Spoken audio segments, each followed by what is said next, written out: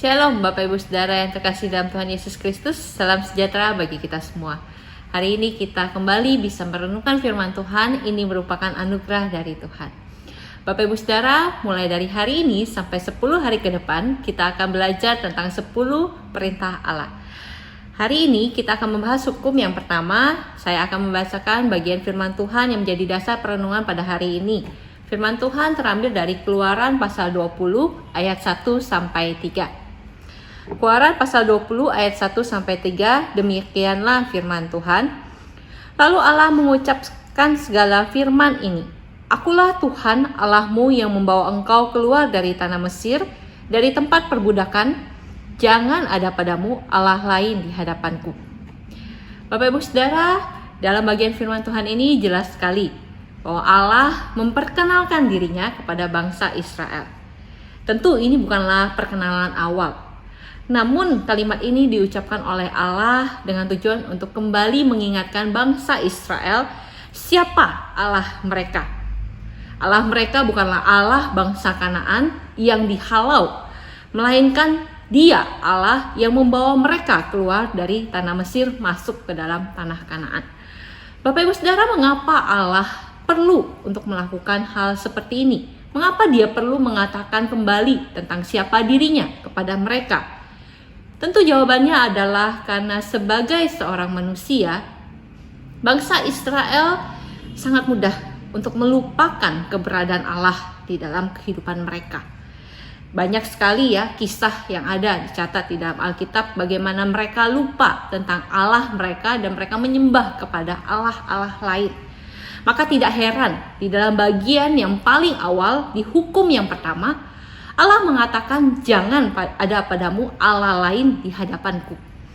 Bapak Ibu Saudara, Allah lain itu bukan hanya berbicara tentang patung yang bisa menjadi idol. Bukan hanya bicara tentang patung yang disembah sehingga menjadi Allah lain. Bukan tergantung pada bentuknya sebenarnya. Namun lebih kepada hati kita condong kemana. Hati kita diisi oleh siapa atau apa. Siapa yang ada dalam hati kita dan kepada siapa kita percayakan kehidupan kita. Bapak Ibu Saudara, di zaman yang sudah modern dan canggih seperti sekarang ini, mungkin bukan lagi patung-patung yang kita sembah menjadi Allah lain di dalam kehidupan kita. Mungkin ada banyak hal lain. Mari kita coba renungkan sejenak.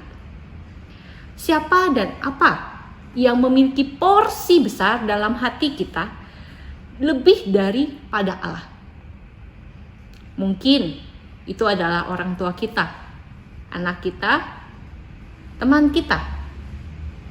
Ataukah mungkin itu ada pekerjaan kita, gadget kita, uang kita. Banyak hal di dunia ini yang bisa dipakai oleh iblis untuk membuat kita menggeser posisi Allah dan menempatkan barang-barang itu, pribadi-pribadi itu di dalam hati kita. Menempatkan itu di dalam posisi Allah yang seharusnya.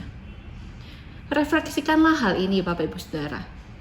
Pada waktu saya lebih menaruh percaya pada uang saya, pada kepintaran saya, pada kekuatan saya, daripada saya bersandar pada Allah dalam menghadapi segala hal, maka mungkin uang, kekuatan, dan kepintaran saya sudah menjadi Allah lain di dalam kehidupan saya.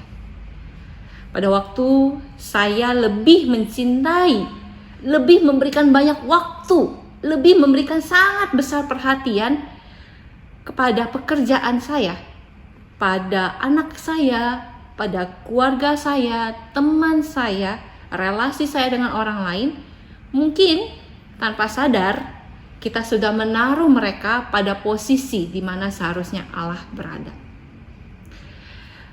Bapak Ibu Saudara, Tuhan Yesus pernah berkata begini. Hukum yang pertama dan yang terutama adalah kasihilah Tuhan Allahmu dengan segenap hatimu dan dengan segenap jiwamu dan dengan segenap akal budimu. Itu artinya tidak ada hal lain yang memiliki bagian dalam hati kita yang lebih besar daripada Allah. Tidak ada hal lain yang jauh lebih kita percayai untuk kita taruhkan hidup kita lebih daripada Allah. Maka seharusnya kita mencintai Allah dan kita percaya pada Allah sepenuhnya di dalam kehidupan kita.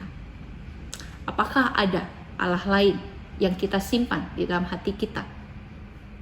Kiranya Tuhan menolong kita untuk menempatkan Dia pada posisi yang seharusnya di dalam kehidupan kita. Mari kita berdoa.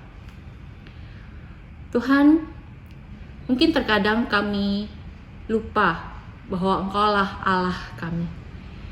Mungkin ada hal-hal di dalam kehidupan kami yang kami tempatkan di posisi seharusnya Engkau berada. Ampuni kami Tuhan, dan tolonglah kami untuk terus mengingat bahwa Engkaulah Allah kami. Tuhan tolong kami, di dalam nama Yesus Kristus kami berdoa. Amin.